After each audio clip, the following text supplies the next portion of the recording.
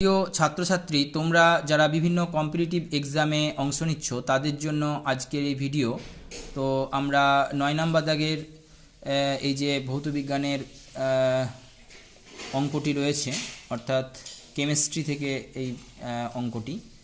তো দেখো, NaOH এর 0.5 m দ্রবণের 100 ml তৈরি করতে NaOH এর কত গ্রাম দরকার হবে? পারমাণবিক ওজন দেখো, Na সমান 23, O সমান 16 এবং H সমান 1 বলে দিয়েছে, তাই না? তো আমাদেরকে যেটা করতে হবে, NaOH এর আমাদেরকে বের করতে হবে মোলার ভর। বেশ, মোলার ভরটা দেখে নাও, আমি সলভ করছিলাম। যেটা NaOH এর মোলার ভর হচ্ছে, Na মানে হচ্ছে কত, সোডিয়াম যেটা 23 প্লাস অক্সিজেন হচ্ছে 16 আর হাইড্রোজেন হচ্ছে 1, যোগ করলে কত পাচ্ছ? 40। এবার আমাদের তাহলে NaOH দরকার, কিভাবে বের করতে হবে?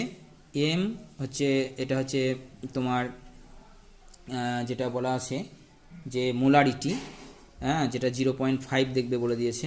আর আয়তন হচ্ছে লিটার, L, এবং M ছোটো হাতের M যেটা লিখেছি এটা হচ্ছে এই 40, অর্থাৎ এই যে আমরা বের করলাম, কি বের করলাম, এটা আমরা মোলার ভর বের করলাম। এবার এই তিনটেকে আমরা কি করব? গুণ করে দেবো, তাই না? 0.5 ইন্টু 0.1 কীভাবে এলো? ওখানে 100 ml ছিল, কিন্তু ওটাকে আমরা লিটারে নিয়ে আসবো, অর্থাৎ মিলিলিটারকে লিটারে আনতে গেলে আমাকে কী করতে হবে? 100কে 1000 দিয়ে ভাগ করতে হবে, তাহলে 0.1 পাবে।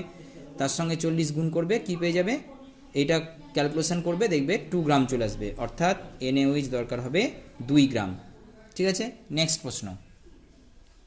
নেক্সট হচ্ছে রাসায়নিকভাবে অ্যাসপিরিন হলো, অর্থাৎ অ্যাসপিরিনকে তুমি রাসায়নিকভাবে কি বলবে? Option A acetyl salicylic acid, B number sodium salicylate, C number আছে মিথাইল স্যালিসাইলেট, ডি নাম্বারে রয়েছে ইথাইল স্যালিসাইলেট। এই প্রশ্নের উত্তর হবে অ্যাসিটাইল স্যালিসাইলিক অ্যাসিড। কাচের সঙ্গে বিক্রিয়া করে বলে যে পদার্থটিকে কাচের পাত্রে রাখা যায় না সেটি হচ্ছে HF। ঠিক আছে, অপশান সি। কোষ বিভাজনের সময় ডিএনএ সংশ্লেষিত হয়, ডিএনএ সংশ্লেষিত হয় আমরা জানি যে ইন্টারফেস দশায়। ঠিক আছে, তাহলে অপশান এ।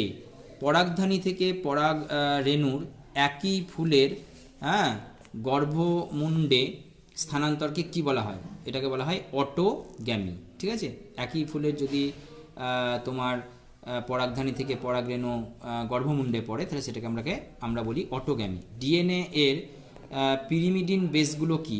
ডিএনএ এর পিরিমিডিন বেস হচ্ছে ডি অপশান, থাইমিন এবং সাইটোসিন।